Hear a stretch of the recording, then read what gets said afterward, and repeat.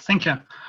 If we look at the German and English sociology of the 20th century, we can easily recognize Kant's presence in many schools, be it symbolic interactionism of Mead, critical rationalism of Hans Albert, or conflict theory of Ralph Dahrendorf.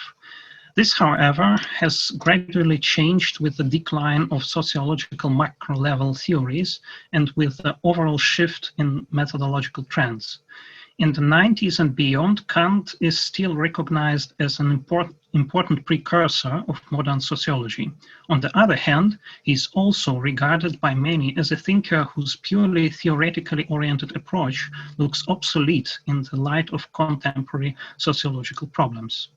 One of the currently dominant opinions is represented by Ulrich Beck.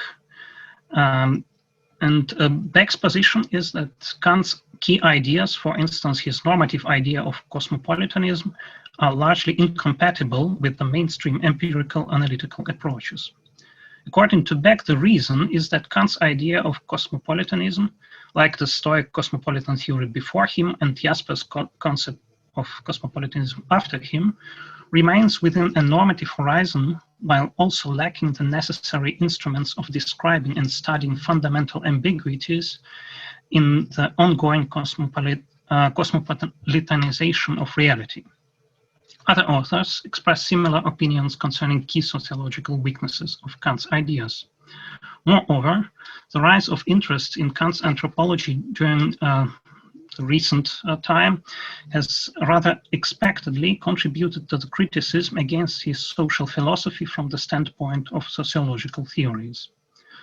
Although Kant's anthropology has had much to contribute to the methodological self-enlightenment of social sciences, as sociologist Bernard Schäffers has pointed out, sociologists rarely referenced this dimension of his philosophy. Recent public discussion on Kant's highly problematic concept of race as an extension of the previous academic debates on the same topic has once again demonstrated that Kant's anthropology has several weak spots that have to do with his lacking empirical knowledge on a number of relevant topics. With this in mind, many scholars are convinced that Kant's anthropology has no place and no future in modern sociology. This perception is often extended even to Kant's general concepts with anthropological relevance, like the previously mentioned cosmopolitanism. In what follows, I will challenge the idea that Kant's anthropology cannot contribute to modern sociological debates. I will also present an alternative view on the problem of Kant's treatment of sociologically relevant topics beyond the sociological opposition of normativity and empiricism.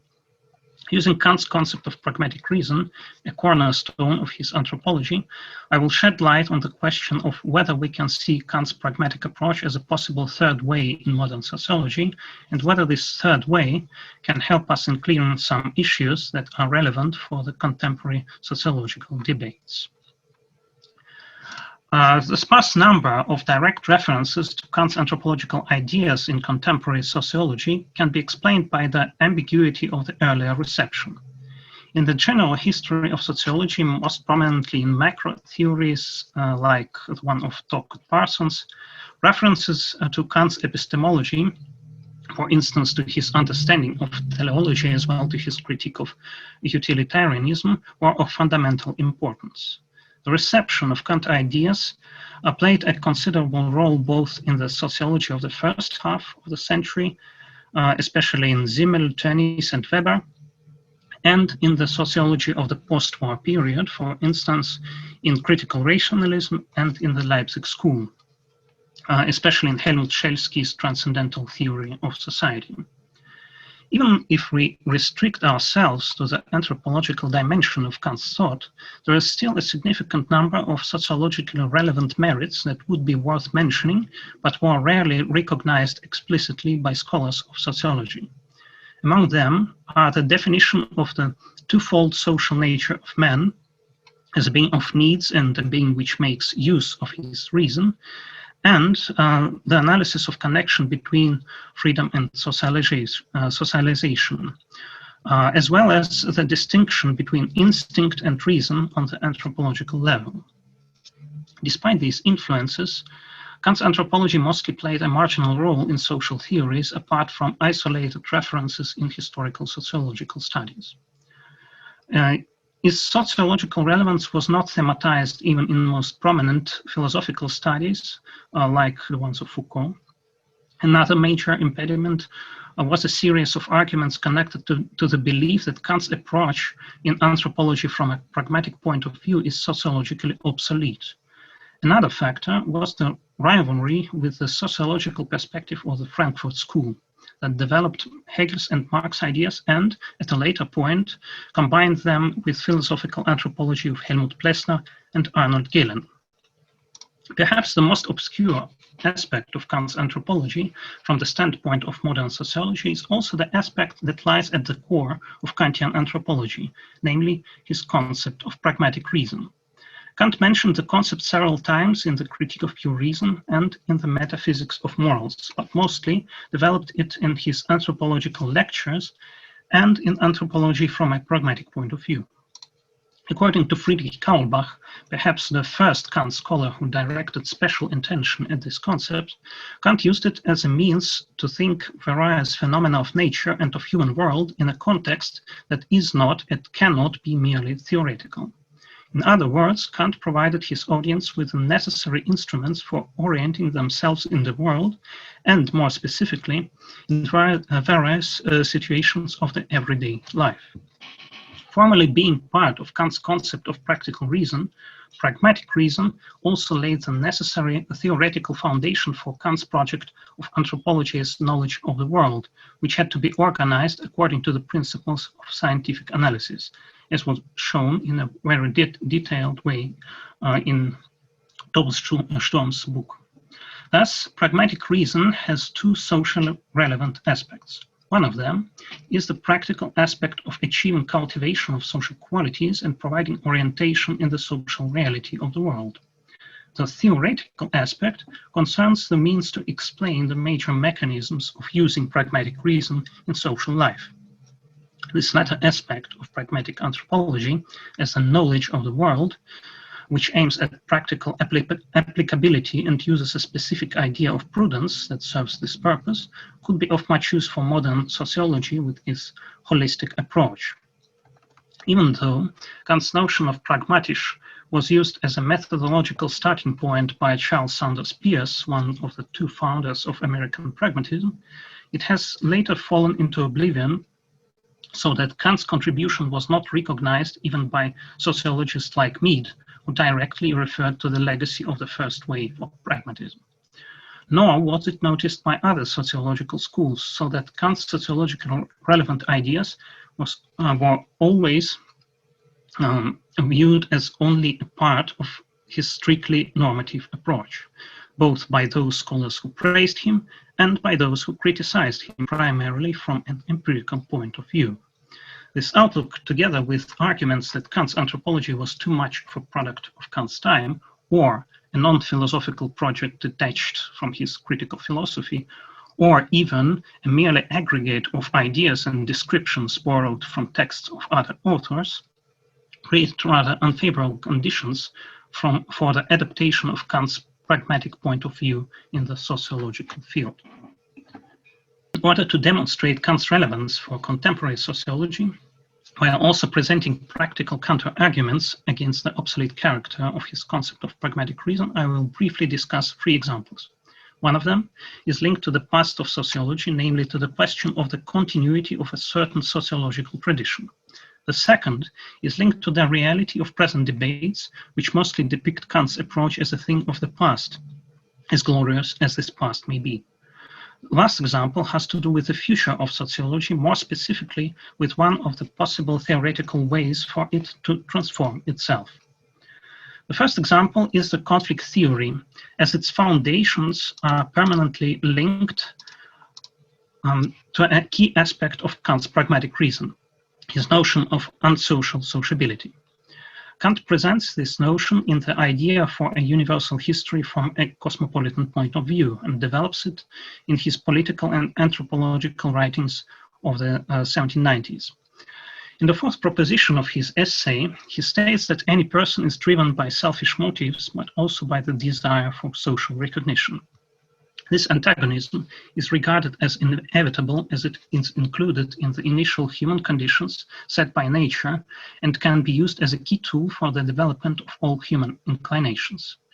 Kant's concept describes the relationship between two oppositely directed elements of human life, not as a hierarchical relationship, but as a complex horizontal interplay of ethical, anthropological, historical, and political factors.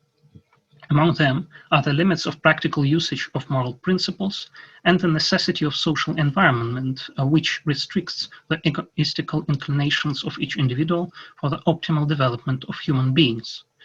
The general framework is formed by the idea that humanity has developed from the state of being dominated by unrestrained individual actions required for the satisfaction of one's needs to the state when humans have to prioritize cooperation, which aims to achieve long-term goals. The notion, which implied a permanent but also ever-changing character of social conflicts, has received significant attention from many, especially from Georg Simmel, Franz Oppenheimer, and most importantly, Ralph Dahrendorf. The latter integrated Kant's concept into his theory of conflicts, which was opposed to the dominant view of his time, namely to the idea that conflicts can and should be resolved by permanently pacifying them. Using Kant's notion, Dahrendorf argued against the ideal of a society without conflicts, as it would imply permanent stagnation caused by oppression of individual creative, culturally productive impulses. Instead of this view of conflicts as dangerous social anomalies, Dahrendorf advocated a pragmatic approach that implied that we should not avoid conflicts or look for opportunities to eliminate them. Instead, we should only discuss and apply solutions for the current moment, bearing in mind that it may be necessary to return to the same issue in the future under different circumstances. Although Kant's picture of society and social relations may not be as detailed as the one presented by Hegel, it offers a different understanding of the origin and role of social conflicts, and an alternative view on the mechanisms of their resolution. As a principle of social action, unsocial sociability does not threaten the identity of the other, since it does not imply any kind of homogenization. Instead, it does not integrate, but also does not destroy the alien elements. What Kant has achieved is to describe, in a very concise and theoretically deep way, the basic dilemma of human culture, namely the conflict between the desire for isolation and the pragmatic necessity of socialization. Unlike Hegel, Kant understands the goal of social recognition as an anthropological factor, thus filling some important gaps in the argumentation of the critical theory, without the risk of theoretical overstretching caused by the attempts to combine Hegel with Michel Foucault and Helmut Plessner. In this light, it comes as no surprise that while some sociologists still regard Kant's notion as too vague, many of the representatives of the modern conflict theory do not hesitate to mention the notion of unsocial sociability as a necessary starting point for any empirical analysis in this field, like the Berkune, who are mentioned in the handout.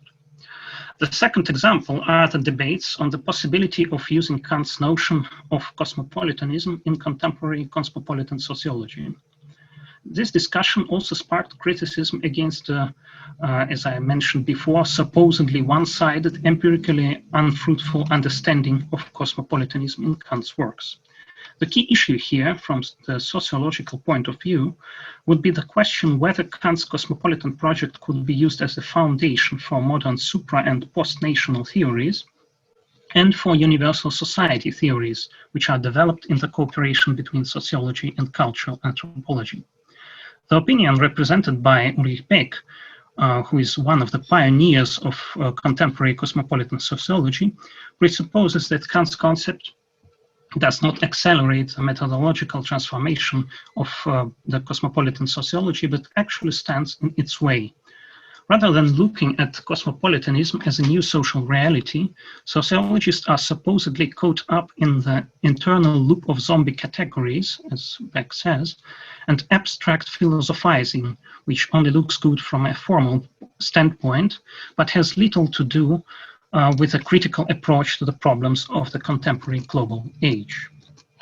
Placing Kant in the same category as Adam Smith, Goethe, Herder, Humboldt, de Tocqueville, Nietzsche, Marx, Simmel, and Dewey, Beck regards him as one of the intellectual progenitors of the internal cosmopolitanization of national societies. According to him, this kind of cosmopolitanization contributed to the transition from the early, relatively closed societies to universal eras of interdependent societies, which can nowadays be described as banal or everyday cosmopolitanism. These patterns of philosophical description of cosmopolitanism worked well at the time, but cannot be used as a foundation for a realistic social scientific cosmopolitanism. For Beck, this is especially relevant in Kant's case. His idealistic cosmopolitanism has to deal with what has already happened between the end of World War II and our time, namely with the new forms of transnational life and communication and new ways to establish and transcend differences and borders. This kind of cosmopolitanism should not present itself as in an exclusive manner, but rather as an inclusive concept, which is much more fit for a scientific description of multiple elements of a cosmopolitan outlook, from universalism and transnationalism to nationalism and relativism. Again, from Beck's point of view, this is not the case for Kantian cosmopolitanism, which is presented as a singular concept, a universalistic maximum instead of a universalistic minimum necessary for a realistic approach. The latter lays foundation for an epistemological cosmopolitanism as a way to describe the global thinking which presupposes openness to the world, as Beck says. The points raised by Beck are shared by many social scientists who argue against Kant's moral universalism, even though they mostly agree on the necessity of a universalistic minimum. Still, even if we put aside the problem of placing Kant's approach in the same category as the ones of Nietzsche and Marx, and concentrate on Kant's concept of pragmatic reason, which serves as a foundation of his idea of cosmopolitanism, we can easily recognize that it suggests a vastly different picture than the one painted by Beck. Rather than being a law one-sidedly imposed on the world, Kantian cosmopolitanism has a complex structure, as it presupposes that human beings are actively and rationally involved in the further development of their shared social reality that is necessary and at any time not devoid of conflicts.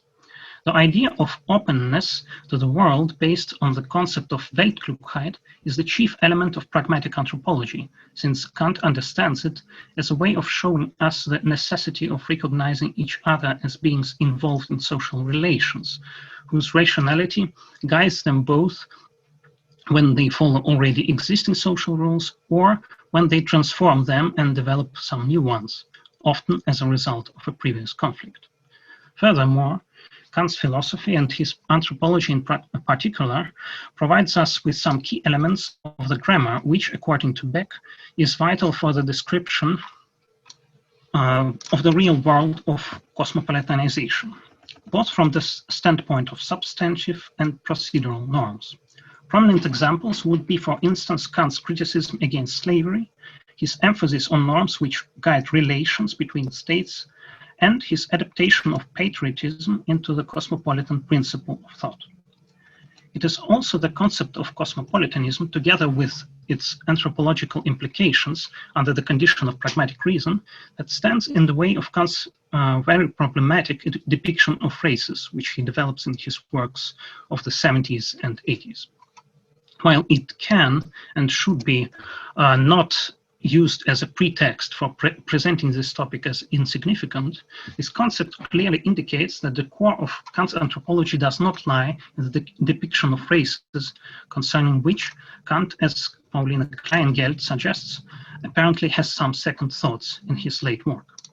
Rather, it lies in the double passive and active nature of human development of social reality that presupposes equal opportunities for participation in such development for people of any race and nationality. The third example concerns the ongoing trend of criticism against anthropological deficits in contemporary sociology. In this case, we are dealing with an issue that is not limited to one particular branch of sociology, but rather affects it as a whole, as a science that deals with human beings, but, if we put this in a provocative way, does not fully recognize them as such. In the light of the anthropological turn in contemporary sciences, the issue was raised by several German, French, and English sociologists, for instance, by Bruno Latour with his concept of symmetrical anthropology, but also by Robert Seifert and Heike Delitzsch. One of the most well-known examples is Geza Lindemann's project of reflexive anthropology, as a further development of the principle of positive anthropology, which is supposedly already widely accepted in sociology since Marx and Weber. While the latter principle simply presupposes that only living people can be social persons, the former, according to Lindemann, makes it possible to see as historical and contingent who is recognized as a social person, and what is to be excluded from the sphere of persons. Lindemann's points of reference theories are mostly Helmut Plessner's anthropology and some anthropological elements in Georg Simmel's sociology. But there are also recent examples of adapting Kant's anthropological approach. Among them, the monograph of Rafael Moreno, Sociologie ohne Mensch. His study focuses on the process of gradual and largely unsuccessful displacement of anthropological elements from sociological theories of the 19th and 20th century, from Durkheim and Marx to Luhmann and Habermas. Moreno advocates the argument that the human being is a blind spot of contemporary sociology. So what are the most obvious problems and deficits of sociology which are linked to its supposed lack of anthropological foundations? There are very different aspects and opinions. The epistemological problem of sociology, as pointed out by Lindemann, relates to the claims to universality, which cannot be falsified by empirical data, since social theories, I quote Lindemann, constitutively enter into both the collection of data as well as into the methodological principles of analysis, and thus determine what is empirically the case, end of quote, which makes them immune to falsification. Making social theories susceptible to falsification means to address the question concerning the borders of the social in an anthropological way. This line of argument, which circles around the question on boundaries of social research, relates to an ontological problem formulated previously by Bruno Latour in 1991 and at a later point and in a more practice-oriented way by Theodor Schatzky. According to Latour, in order to understand the mechanisms of the social world, we have to study non-humans with the same means as humans. This in turn means that in order to reach an anthropologically balanced point of view, we have to abandon the strict distinction between nature and culture. Using the same problem as a starting point, Schatzky largely abandons Latour's notion of symmetrical anthropology, but still adapts many of his anthropological arguments, stating that social practices can be equally performed by humans and non-humans. From his perspective, Rafael Moreno reformulates the epistemological problem of sociology with a more pessimistic look at the role of positive anthropology. For him, it is no anthropology at all, but rather a methodological trick, masking the gradual disappearance of human being from sociology and its replacement by the language of communication. What is especially lost, according to Moreno, is the possibility to look at the human being both from the social and the physiological perspective. While Kant's anthropology cannot provide much help when confronting the ontological question, it can be useful when dealing with the epistemological question, both from Moreno's and with some reservations from Lindemann's perspective. I will overgo the example of Lindemann, since I'm a bit short on time. Moreno's approach, in comparison to Lindemann's, is obviously more Kant-oriented, since it not only looks for an alternative to the language of communication, but also makes use of several notions of Kant's anthropology, for instance, the ones of Rohmensch and Pragmatic. The former is also adopted by Moreno as an instrument of describing what in Helmut Plessner's language would be characterized as Leibsein, in contrast to Körperhaben, namely the idea that we have to differentiate between the organic body that we are from our birth and the body that we have and make use of. In Moreno's interpretation, this distinction is transformed into the one between Rohmensch and Subjekt, demonstrating the dynamic nature of human beings that are not born as social subjects, but rather gradually become them due to education. He suggests a complex approach to the analysis of social behavior. From Moreno's perspective, this approach has to take into account the development from initial autopoietic unity of consciousness, a notion adapted from Luhmann's theory of social systems, to the state when we can use our capabilities as social selectors. The latter is fully capable, with the help of their pragmatic reason, to differentiate and thus to participate in social communication. So, is the anthropological turn the future of sociology, and how can Kant's ideas be part of this future? First of all, the appeal to Kantian anthropology is in no way an attempt to reverse the changes in sociology and to take us back to the times when sociology was part of philosophy, which lasted for a longer time in Germany than, for instance, in England or in the USA. Nor is this attempt based on the naive idea that we can use all parts of Kant's anthropology as they are, despite the monumental methodological changes which were part of the development of social sciences. Rather, it is a possibility to engage in a fruitful dialogue with Kant's thought in order to fill methodological gaps that were pointed out in the recent debates on the relation between theoretical claims and empirical data in sociology. Of course, to answer the question regarding the general methodological prospects of sociology would be too much for the scope of today's paper. On the other hand, it would be not too much to argue that the recognition of the importance of Kant's anthropology for the history of sociological thought is a necessary starting point for a more detailed and broad analysis of its current potential for contemporary sociology. Thank you very much.